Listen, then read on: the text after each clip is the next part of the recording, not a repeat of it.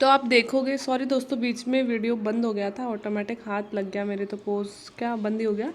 आप देखोगे कि बिहार में, बंगाल में अक्सर ऐसा होता है कि गंगा नदी यहाँ से बह रही है। अब 3-4 साल तक पहले यहाँ बहती थी, अब वो मान लो 5-10 साल यहाँ बहने लग गई है, कम है हो गया उसका बहाव क्षेत्र। तो यहाँ पे क्या होगा, बस्तियों का निर्माण हो जाएगा। ठीक है, अब इन लोगों को याद ही नहीं रहेगा यहाँ पे भी कभी गंगा बहती थी, और जब गंगा अपने पहले वाले रूप में आई, ये इन सबको बहा के ले जाएगी बाढ़ की चपेट में। अब ये नदी की गलती है या मानव की गलती है? मानव की गलती है कि हमने इनके एरिया में अपना क्षेत्र बना लिया। तो एक ये रीज़न है कि नदी का जो कैचमेंट एरिया होता है, कैचमेंट एरिया मतलब उसका जो बहाव क्षेत्र होता है, उसमें हमने नगरीय मानवीय बस्तियां बसा दी, जिसके कारण से भी क्या हो गया, बाढ़ ज़्यादा आने लग गई। एक रीज़न, हम नदियों के किनारे खड़े जंगल काटने के कारण नदियों के कटाव क्षेत्र लगातार बढ़ रहे हैं। दोस्तों ये नदी होती है, ये यहाँ पे दोनों तरफ पेड़ लगे होते हैं। अब पेड़ क्या करते हैं, अपनी जड़ों में मिट्टी को जमाए रखते हैं, नदियों के पेटे को मतलब इस किनारे को भी मजबूत रखते हैं ना, दोनों तरफ पेड़ खड़े हैं। तो ये पेड़ खड़े रहेंगे ना, तो नदी अपने जो बहाव क्षेत्र से कम बाहर निकलेगी। अगर बारिश आए भी ज़्यादा भी आ जाएगी ना, तो इतने अगर सघन यहाँ पे पेड़ खड़े हुए हैं ना, तो इनसे बाहर नदी नहीं निकल पाएगी और बाढ़ की संभावना कम हो जाएगी। बट हमने पेड़ तो सारे उड़ा दिए। अब यहाँ आसपास भी समतल भूमि हो गई, समतल भूमि हो गई, तो नदी को फैलने के लिए भी, अगर थोड़ी भी बारिश ज़्यादा आ गई तो फैलने के लिए भी ज़्यादा जगह मिल जाएगी। तो एक रीज़न ये भी हो जाता है कि जो नदियों के आसपास जो पेड़ खड़े हुए हैं उनको हमने काट दिया, और काटने से भी बाढ़ में वृद्धि हो गई। एक दोस्तों, बांध टूटने से, हम अक्सर जो बांध बनाते हैं वो बनाते तो है बाढ़ रोकने के लिए और पानी को यूटिलाइज करने के लिए, है ना। जैसे कि ये कोई नदी जा रही है, इसमें हमने नदी को, पानी को रोक के यहाँ बहुत बड़ा बांध बना दिया, और फिर आगे की नदी इधर जा रही है। तो हमने क्या किया, इस बांध बनाने से बाढ़ रुक गई ना, मतलब जैसे कि ज़्यादा पानी आया नदी में, तो हमने इस बांध में पानी को निकाल लिया, यहाँ पे हमने सहेज कर रख लिया पानी। तो उस पानी से एक तरफ तो क्या हो गया कि बाढ़ में कमी आ गई, दूसरी तरफ क्या हो गया, इस पानी से हम साल भर लोगों को सप्लाई भी कर रहे हैं पीने के लिए पानी, तो अच्छी चीज़ हो गई, है ना। लेकिन हम अब क्या कर रहे हैं, हम बांध बना तो दिया, हम इसका निरीक्षण नहीं कर रहे हैं। अब कई बांध है ना 10-10, 15-15, 20-20 साल पुराने हो गए, और उनका जीवन चक्र इतना ही था, और उनको ज़रूरत होती है कि 10-15 साल में उनका मतलब एक टाइम पीरियड होता है कि इतने साल बाद में इनका रिपेयर होगा, क्योंकि दीवारें कमज़ोर तो होंगी, पत्थर के तो बने, कितना पानी सहेज के रख सकता है, कभी ना कभी तो टूटेगा।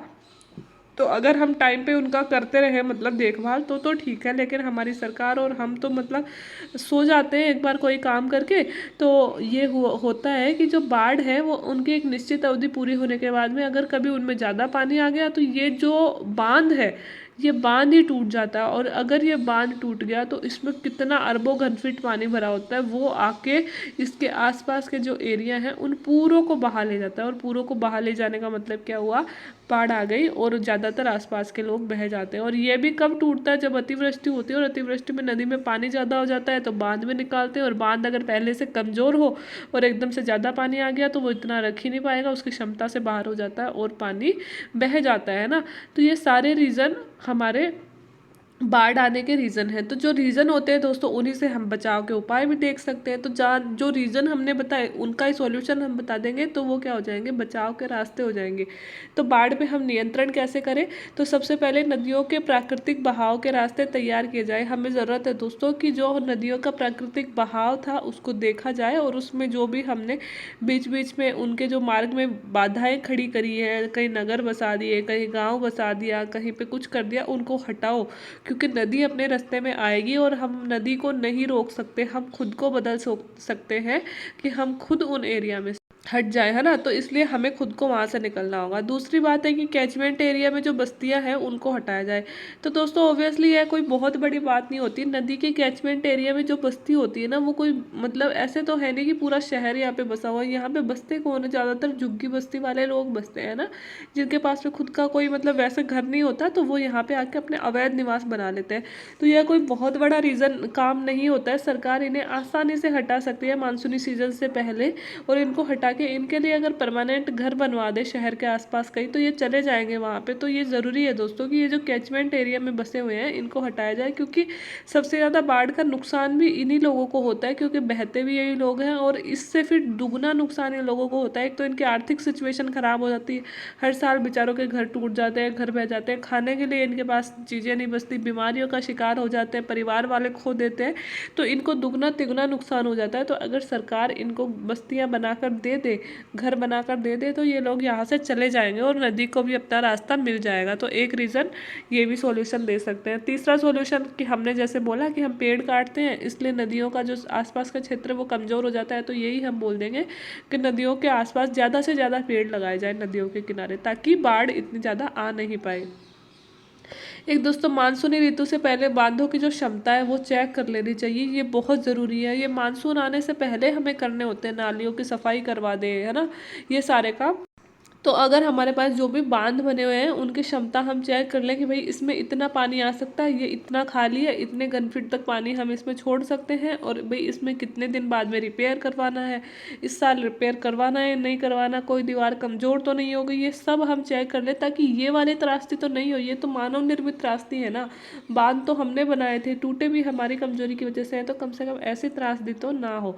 और फोर्थ, वही अवैध खनन पे रोक लगा देंगे तो ऑब्वियसली नदियों के पेटे पहले जैसे हो जाएंगे, तो उनमें कम बाढ़ आएगी। तो यही सारे हम सॉल्यूशंस बता सकते हैं जो हमने रीज़न बताए हैं।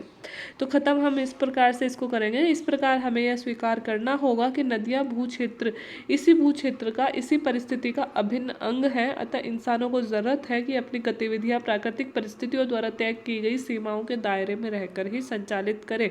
तो दोस्तों, सही बात है कि जिस तरह से हम इस प्रकृति का हिस्सा है, वैसे ही नदियाँ, पेड़ पौधे सब कुछ इस प्रकृति का हिस्सा है।